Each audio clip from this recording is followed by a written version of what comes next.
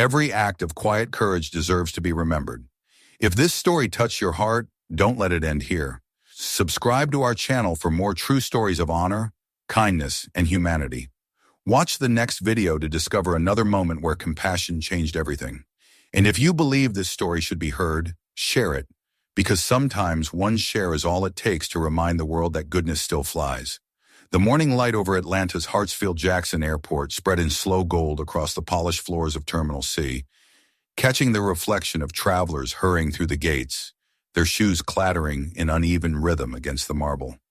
A murmur of engines pulsed through the glass walls, and every few minutes a new announcement rose over the hum of voices, its tone calm, impersonal, efficient. Amid the shuffle of boarding passes and coffee cups, Leonard Hayes sat motionless at Gate 42, a figure of stillness in a world built on movement. He had been there for nearly an hour already, hands folded neatly on his knee, posture straight, gaze directed toward the wide window that framed the morning runway.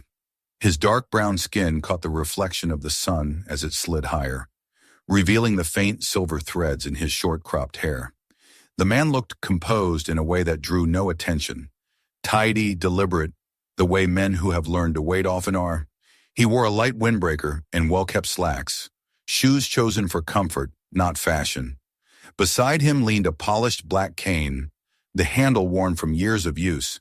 On his right hand, a ring glinted faintly engraved with the crest of the Tuskegee Airmen, a relic from a time when flight had been both freedom and defiance. His carry-on bag was small, canvas, its edges frayed from years of travel, a patch from an old Air Force unit stitched onto one side. Everything about him was ordered, minimal, practical, the calm of a man who no longer measured days in rush or noise. He was 78 now. Once, he had soared above jungles he'd never wish to see again, breathing air that carried the weight of orders and survival. A fractured knee had sent him home early, his ejection seat catching a second too late, slamming him into a world of pain he'd carried ever since. Decades later, that pain had never left. It had only settled, patient and sharp, just behind the bone. He'd learned to live with it the way old soldiers live with ghosts, without complaint. That morning he was flying to Washington, D.C. for a reunion of veterans. The first gathering since the pandemic, they said. Old names would surface again, stories would be retold, photographs passed between trembling hands. He hadn't missed one since the 80s, and he wasn't about to start now. His ticket had been booked months in advance. Seat 7A, aisle, extra legroom. He had paid extra not for luxury, but necessity. The seat allowed him to stretch his injured leg every so often, a small mercy for the swelling that came when he sat too long. The airline called it a comfort upgrade, but for him it was a medical requirement, the difference between a manageable flight and a punishing one. He had double-checked the confirmation the night before, printed his boarding pass, and placed it in the side pocket of his jacket, like a soldier keeping orders close to his heart. Around him, the world of travel unfolded in its usual choreography. A family with matching backpacks argued gently about snacks. A businessman rehearsed a presentation under his breath. A group of college students laughed over energy drinks, their voices carrying across the hall. Leonard watched them all with detached affection, not judgment. He liked the simple theater of airports, the way people revealed their hopes and habits in small movements. He'd once taught navigation to young pilots, and old instincts lingered. He mapped spaces, noted exits, observed body language as if each person carried a flight path only he could read. When boarding was called, he waited for his group to be summoned, not rushing forward even as the line snaked around the gate. He had learned long ago that being early didn't always mean arriving first. The air smelled faintly of jet fuel and cinnamon from the coffee kiosk nearby. When his turn came, he handed over his boarding pass, nodded politely at the gate agent, and made his way down the jet bridge. The metal floor vibrated underfoot, echoing faintly in his knee. Inside the aircraft, the air conditioning carried a sterile chill. Overhead, bins clicked open and shut. A flight attendant offered a practiced smile as he entered. He found row 7 halfway down, his seat already waiting, the aisle clear. He placed his bag carefully beneath the seat ahead, tucked his cane beside his leg, and lowered himself slowly into the chair. The relief was immediate, a brief loosening of the muscles that had been tight since dawn. He inhaled deeply, the familiar scent of recycled air and upholstery filling his lungs. Through the small oval window, the tarmac glimmered, dotted with luggage carts and service vehicles. It was the kind of morning that made flight seem peaceful again. For a few minutes, Leonard simply sat still, eyes half closed, listening to the steady rhythm of preparation, the clank of carts, the muted thump of suitcases, the murmur of crew members confirming readiness. He let himself imagine the calm hours ahead, a smooth ascent, perhaps a nap, a quiet landing into the clear afternoon light of Washington. But peace in public spaces is a fragile thing. 3 rows ahead, a small commotion began, subtle at first, an exchange between a passenger and a young flight attendant with a tablet in hand. The attendant's posture stiffened slightly as she scrolled through the seating chart. A mother stood nearby holding a toddler, her other children clutching coloring books. A few voices rose in confusion. There had been a mix-up with seats, something about a family split across the cabin. The attendant's voice remained polite, but her expression tightened with each glance at the tablet. Finally, she looked down the aisle, scanning rows until her gaze settled on him. Leonard felt it before she even approached the slight shift in energy, the practiced rhythm of someone about to make a request that wasn't really a request. She began walking toward him, her uniform crisp, her smile perfectly composed. Around them, passengers adjusted in their seats, curious, alert. The air in confined spaces has a way of thickening around small conflicts. She stopped beside him, leaning slightly into the aisle, her shadow brushing across his knee. Leonard met her eyes with calm politeness, sensing the script before she spoke. He'd seen this play out many times in other forms, a polite appeal built on the assumption that he would yield. He didn't hear the exact words, only their shape, an explanation about a family, a need to sit together, a reference to his seat being the only one available to make it possible. He sat still, weighing the words, feeling the stiffness in his leg like a quiet witness. The logic was simple, the morality less so. He had paid for this spot not out of convenience, but out of pain, and the prospect of a cramped middle seat 5 hours eastward was no small matter. Yet the tone of the attendant's request carried a gentle inevitability, the kind that leaves little room for refusal. Around them, silence spread like a ripple. A man across the aisle lowered his phone. Someone coughed softly. The scene became a small stage where courtesy met coercion. Leonard didn't speak right away. He nodded once, the old habit of acknowledgement that came from years of structured hierarchy. Then slowly he unbuckled his belt, grasped his cane, and lifted himself upright. The joint protested sharply, but he made no sound. Every movement was deliberate, quiet, dignified. The attendant stepped aside as he reached for his bag, murmuring something he barely heard. He could feel the eyes of others following him, a mix of expectation and faint relief. The unspoken message was clear. Problem solved, order restored. The walk down the aisle seemed longer than it should have been. Each step jarred his knee against the narrow aisle edges. Each bump of a shoulder or passing bag felt like a reminder of how quickly a man could go from respected to invisible. When he reached the rear of the plane, the light had changed. Dimmer, confined, tinged with the stale scent of cleaning fluid. Row 27 waited, wedged between the lavatories and the galley. His assigned new seat, 27A, pressed against the window, the least forgiving of places for anyone who needed to stretch. He set his bag down, folded his coat, and sank slowly into the narrow seat. The pressure on his knee came instantly, a tightening that sent heat up his thigh. He shifted slightly, trying to find a position that wouldn't hurt. There wasn't one. The college kid beside him didn't look up from his headphones. On the other side, a businessman in a gray suit already occupied the armrest, elbows wide, laptop open. The overhead light above Leonard flickered weakly, then died altogether. He looked straight ahead, the aisle now a distant corridor of strangers' shoulders and screens. He didn't resent them. He had long ago stopped expecting the world to measure fairness in real time, but he felt the familiar hollowness settle in the quiet erasure that happens not through hostility, but through indifference. Somewhere in front, the family that had taken his place was buckling in. The mother laughed softly at something one of the children said. It was a sound both innocent and sharp, a sound that reminded him of sacrifices made and forgotten. For a moment, he closed his eyes. The hum of engines preparing for departure filled the cabin, low and steady. His hands rested on his lap, palms downward, the posture of restraint. His leg pulsed in pain, yet his face remained composed. Outside the window, a service truck rolled by, its orange lights reflecting off the fuselage. The rhythm of the machine matched his heartbeat.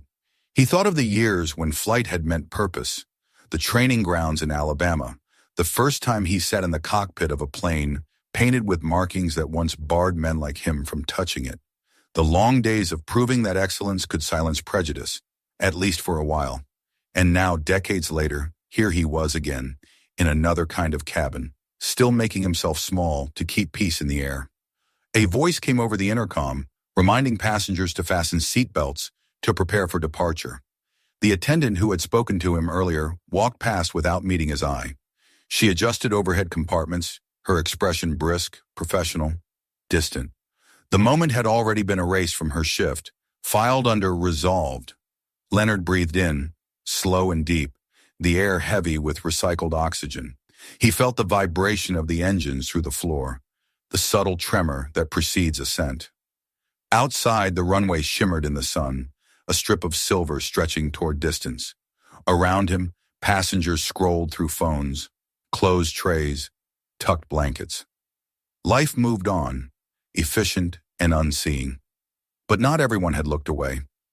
Somewhere 3 rows ahead, a woman in a navy blazer sat with her laptop closed, her hands still. She had watched everything, the exchange, the walk, the effort in his step. Now she glanced down at her phone, typing something quickly, then pausing before pressing send. Leonard would never know it, not then, not for some time.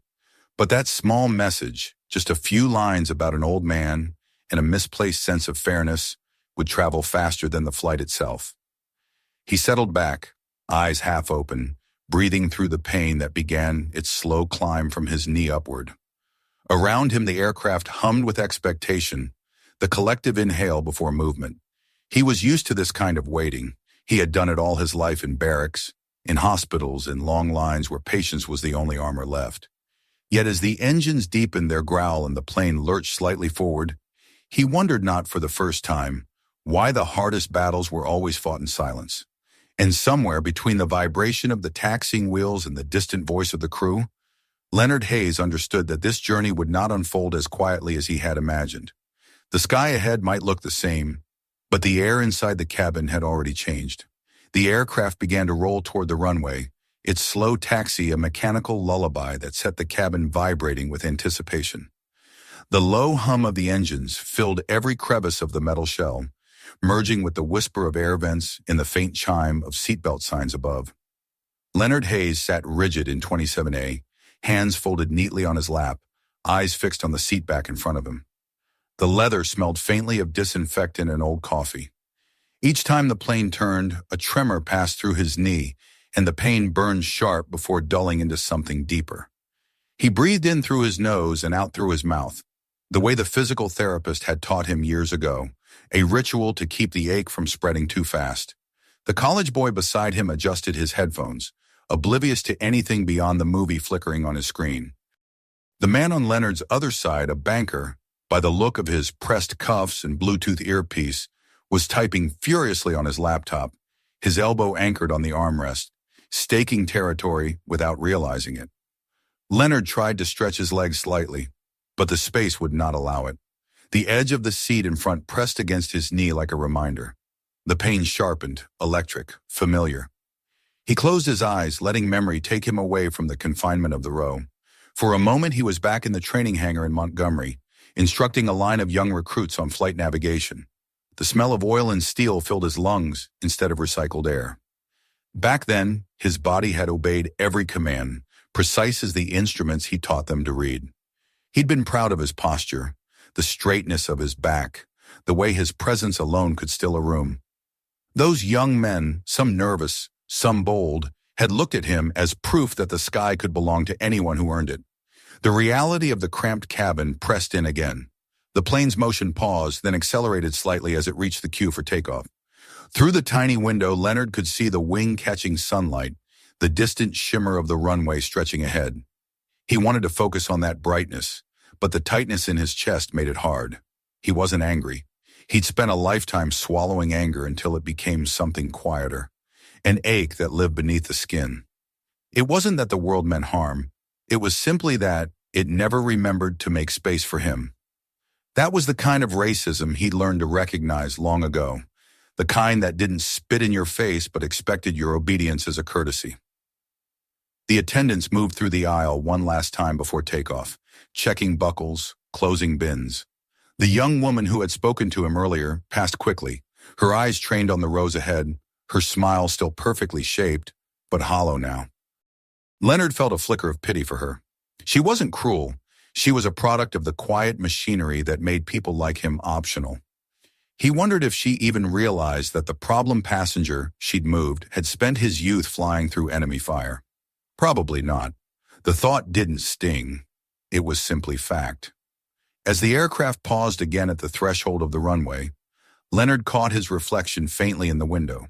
The lines around his eyes had deepened over the years, the creases of laughter and sorrow woven into the same map. His mother had once said that dignity was something you carry even when no one sees it. He had held on to that idea through decades of service, through moments when he'd been called less than what he was worth, through long years when a black man in uniform was both hero and target. He felt that lesson settle in his chest again as the engines roared to life. The acceleration pinned him to the seat. His knee flared as the aircraft lifted, weight shifting, gravity loosening its grip. The moment of ascent, once exhilarating, now felt like a strain he had to endure. As the plane steadied, the seatbelt light chimed off, and passengers began to move again, retrieving headphones, opening books, returning to their own small worlds. Leonard remained still, eyes closed, his breath shallow. The air felt dense, the cabin too warm. A flight attendant's voice came over the speaker, soft and practiced, offering beverages. The cart squeaked closer, row by row, a familiar rhythm of economy-class hospitality.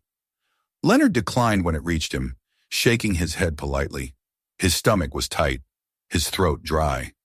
The businessman beside him ordered whiskey and a can of soda, then resumed typing. Leonard turned his gaze toward the aisle and caught a glimpse of the woman he'd seen earlier, the one in the navy blazer, still watching him. Her expression wasn't pity, not exactly. It was concern sharpened by awareness. She looked down at her phone again, fingers moving quickly, then set it aside. She would later say she didn't mean to intervene, that she only wanted someone to notice what had happened. At that moment, all she did was send a message, a small formal report to a friend in airline operations. Passenger Leonard Hayes, elderly, veteran, forced from purchased aisle seat with medical necessity, now seated in rear, crew dismissive. It took her less than 30 seconds. Then she turned her eyes to the clouds beyond the window, unsure why her heart was pounding. Leonard knew nothing of this. He sat quietly, his leg throbbing in time with the droning engines. The minutes stretched into an hour. He shifted occasionally, each movement costing effort.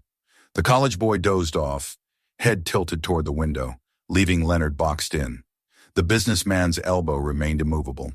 Occasionally, Leonard glanced down the aisle, where attendants glided back and forth, efficient, detached. The hum of air travel's routine had returned, as if the morning's small injustice had never happened. He thought of other confinements, the narrow cockpit of a bomber, the humid air of bases where segregation lingered even after orders said it was gone. He remembered how he used to walk with a measured step through rooms where every eye weighed him differently. He had survived by making himself both visible and unthreatening, strong yet deferential. Those instincts were muscle memory now, as much a part of him as the limp in his gait. At some point, his pain blurred into fatigue. He let his thoughts drift to the upcoming reunion in Washington, the familiar faces, the laughter that would hide tremors in their hands, the stories that would circle back to the same refrain, that they had done their duty even when the nation took too long to admit it. He wondered if they too had faced moments like this, small indignities that reopened old wounds. An announcement crackled through the cabin, something about turbulence ahead. The plane jolted gently, a ripple of air shaking loose a few gasps. Leonard's hand tightened around the armrest. The tremor sent another sting through his knee. He closed his eyes, willing himself not to show discomfort. Pride was a reflex, not vanity. The attendant's voice assured passengers it would pass soon, and it did. But the silence that followed carried its own heaviness. Meanwhile, in the cockpit, Captain James Carter adjusted his headset, scanning the notifications on his console. Routine messages flashed by, altitude confirmations, wind reports until one caught his attention. Passenger issue flagged, veteran relocated due to seating conflict, possible medical need ignored. The name attached stopped him cold. Leonard Hayes. The captain's fingers froze above the controls. The sound of the engines seemed to fade for a moment. He knew that name. Memory unfolded like a photograph in his mind. Montgomery Airfield, decades earlier, when he was a young flight trainee, nervous, uncertain, nearly dismissed after a minor error in navigation. It had been Chief Instructor Hayes who had vouched for him, who told the review board that skill could be learned, but courage had to be protected. "Give him another chance," the instructor had said back then, his voice even, his eyes steady. Carter had never forgotten the weight of that kindness. It had shaped the rest of his career. He turned slightly toward his co-pilot. "Hold the taxi," he said quietly. The co-pilot looked puzzled. "Sir, we're clear for departure." Carter's expression didn't change. "Hold position," he repeated. His voice carried the tone of authority that allowed no debate. He unbuckled his harness and rose. 2 minutes. In the cabin, passengers stirred as the cockpit door opened. The movement caught their attention. Even the flight attendants paused. The captain's presence brought an immediate shift in energy. His uniform was immaculate, his demeanor calm but charged with purpose. As he stepped into the aisle, conversations faltered, phones lowered. He walked with steady precision down the narrow corridor, scanning faces until his eyes found the one he was looking for. Leonard noticed him only when the shadow fell across his row. He looked up, startled, uncertain what to expect. The captain stopped beside him, the hum of the engines soft beneath the sudden hush. There was no speech, no announcement, just the brief meeting of eyes across years of distance. Recognition dawned slowly in both men. The younger recalling the mentor who had once believed in him, the elder realizing that time had brought his student back in command. For a long moment, the cabin seemed to hold its breath. Then the captain spoke quietly to the senior flight attendant nearby. His words carried authority, but his tone was gentle. He gave an instruction that only a few heard clearly. She nodded, her face pale, and disappeared toward the front of the plane. The captain remained by Leonard's seat, standing in the aisle like a pillar of resolve. He didn't explain himself, didn't perform for the passengers. His presence alone said everything. When the attendant returned, she gestured toward the front. "Sir," she murmured to Leonard, her voice subdued now, "if you'll come with me." The businessman beside him withdrew his elbow without being asked. The college boy removed his headphones, blinking in confusion. Leonard hesitated only long enough to steady his leg.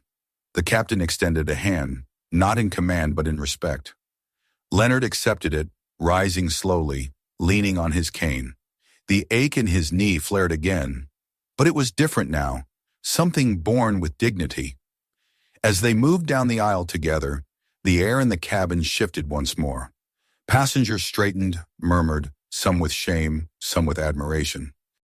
The quiet grew until only the soft thud of Leonard's cane against the carpet could be heard.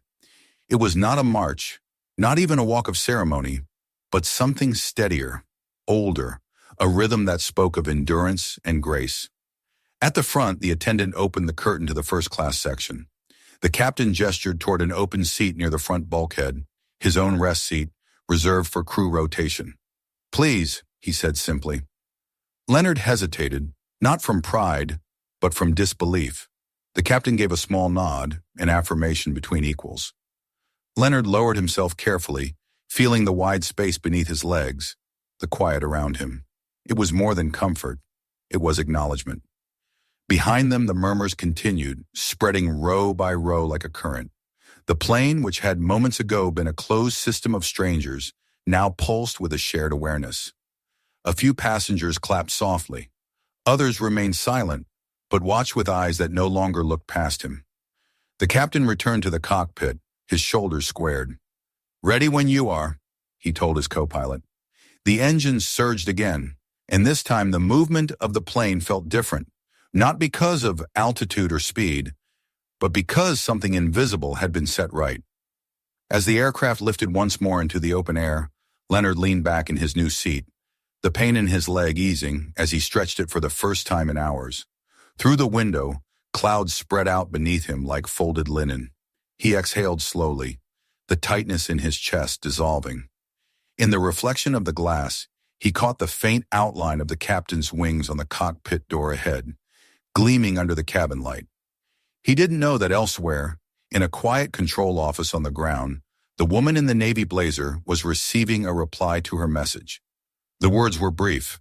"Forwarding to ops. Will notify cabin. Unacceptable." She closed her phone, staring at the clouds outside her own window seat, unaware that her message had already altered the course of one man's journey. For Leonard, the moment was not about revenge or pride. It was about recognition, the simple human act of being seen after years of moving through spaces that had forgotten to look. He rested his hands on his lap, feeling the faint hum of the engines beneath his palms, and allowed himself at last to breathe without restraint.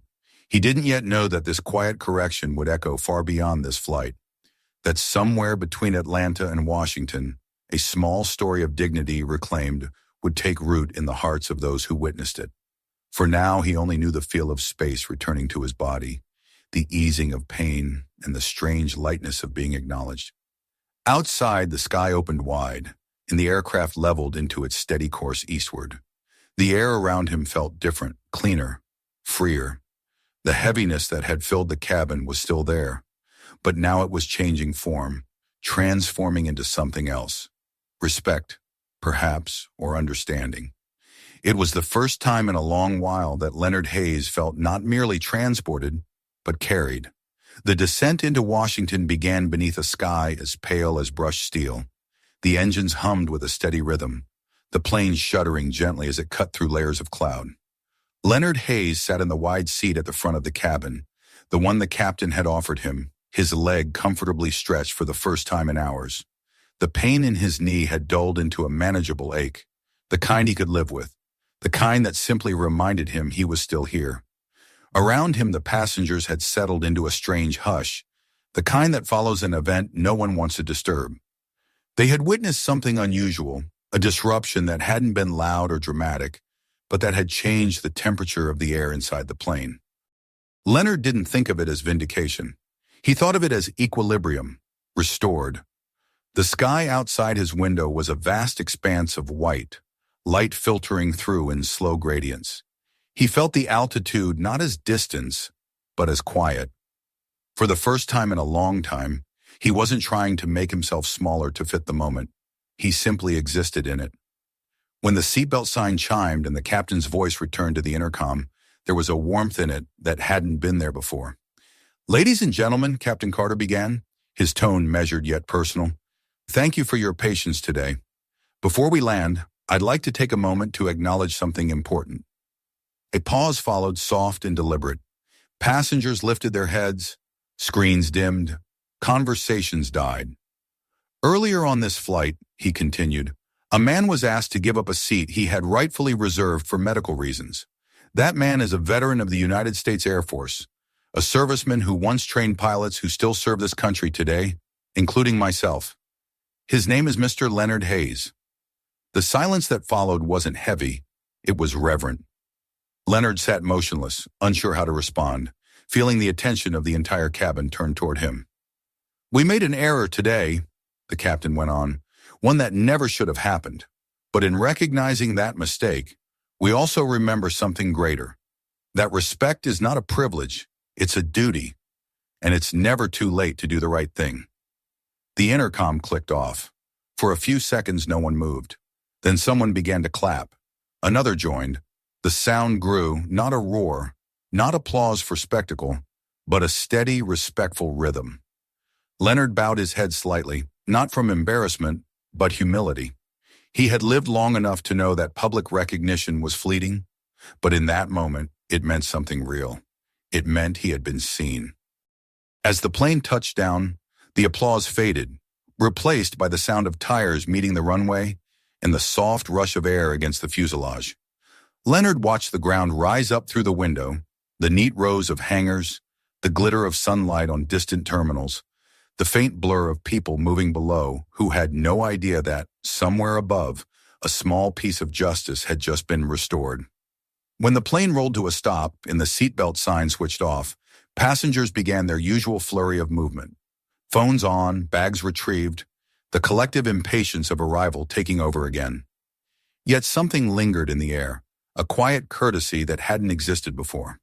People stood aside for one another, spoke in lower voices, moved more carefully. The businessman who had shared the cramped row with Leonard earlier made eye contact as he passed, giving a small nod. The college student with the headphones murmured a brief, awkward, "Take care, sir." It wasn't much, but it was something. The young flight attendant, the one who had first asked him to move, approached hesitantly. Her expression had softened. Her shoulders no longer held the sharp confidence of procedure. She handed Leonard his cane and said, "I'm sorry," barely audible over the shuffle of passengers. He looked at her, his face calm, not unkind. "Learn from it," he said simply. That was all. She nodded, her eyes glistening before she turned away. At the front of the plane, Captain Carter waited near the door. When Leonard reached him, supported by his cane, the captain extended a hand. There was no ceremony, no audience now. Just two men linked by a past that had circled back in an unexpected way. "You didn't have to do that," Leonard said quietly. Carter shook his head. "You taught me once that doing the right thing isn't about permission. It's about timing. I just remembered my own lesson." Suriname. They exchanged a brief look, an understanding that didn't need words, and Leonard stepped into the jet bridge. The air outside was cool and smelled faintly of rain. The terminal stretched before him, alive with noise and movement, but for him the world had slowed down again. He walked steadily, the rhythm of his cane echoing softly against the floor. By the time he reached baggage claim, his granddaughter was already waiting. Dressed in the crisp white uniform of the Naval Academy, she stood with a handmade sign that read, "Welcome home, Grandpa." When she saw him, she dropped the sign and ran, her arms wrapping around his shoulders with the force of someone who still believed the world could be made right by love alone. He laughed, the sound deep and full, the kind that comes from a place of release.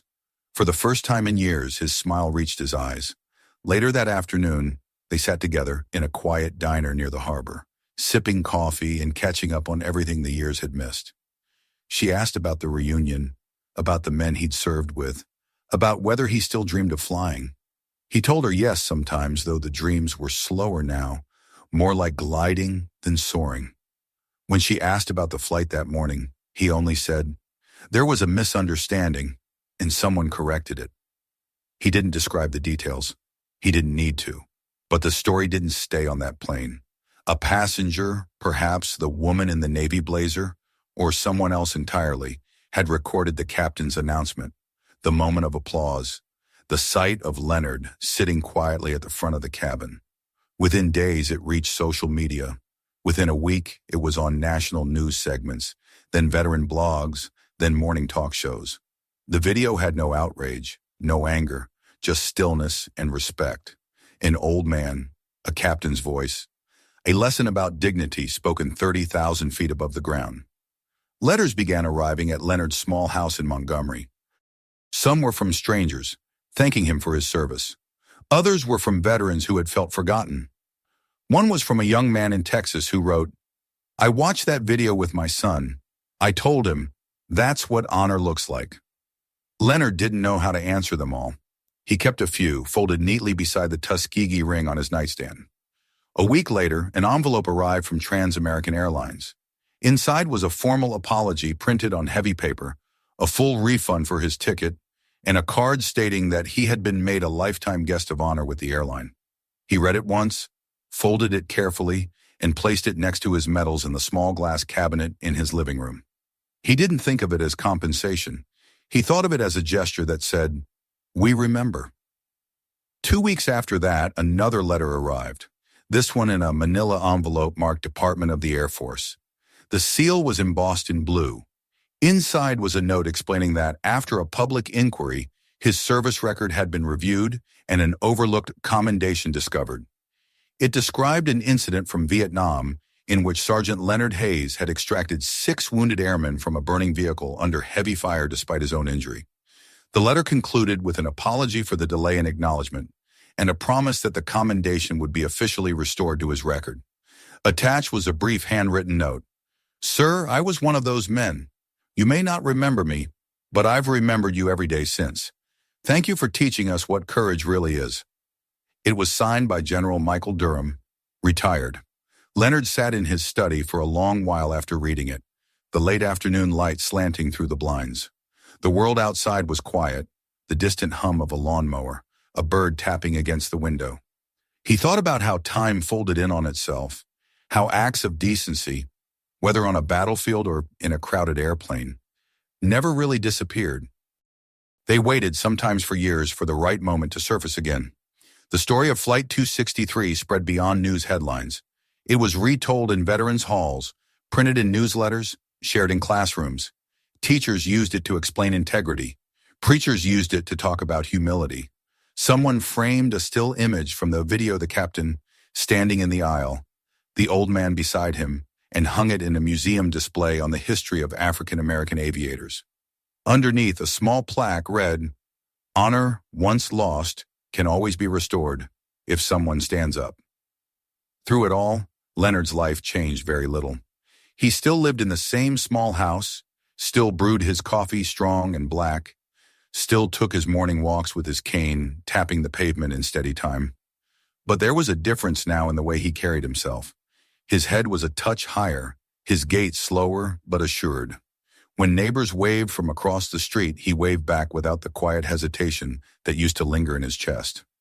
Something inside him had settled. On warm evenings, he sat on his porch and watched planes cutting trails across the twilight sky. The sound of engines used to bring him a pang, a reminder of distance, of what was lost. Now it brought something gentler. He thought about all the people he'd trained, all the flights he'd never see, all the small acts of courage that went unnoticed every day. He didn't believe himself a hero. He believed in endurance, in the slow dignity of doing what was right even when no one was watching. Sometimes when he walked to the mailbox, the knee still protested. He would pause, hand on the gatepost, breathing through the pain. The letters had slowed by then, but not stopped. Some days there would be one from a stranger thanking him again. Some days there was nothing. It didn't matter. What mattered was that someone, somewhere, remembered. The woman in the navy blazer, Charlotte, he later learned her name, had written an article for a regional magazine about what she had seen that day. She didn't embellish it or frame it as outrage. She wrote about a moment in which silence had turned to acknowledgement. Her piece ended with a single sentence. Sometimes all it takes is one person to stop the motion long enough for justice to catch up. The story went viral again, this time less as a headline and more as a parable. Years later, when Leonard's granddaughter graduated from the Naval Academy, he attended the ceremony wearing a tailored suit and his Tuskegee ring. His knee ached, but he stood through the anthem without leaning on his cane.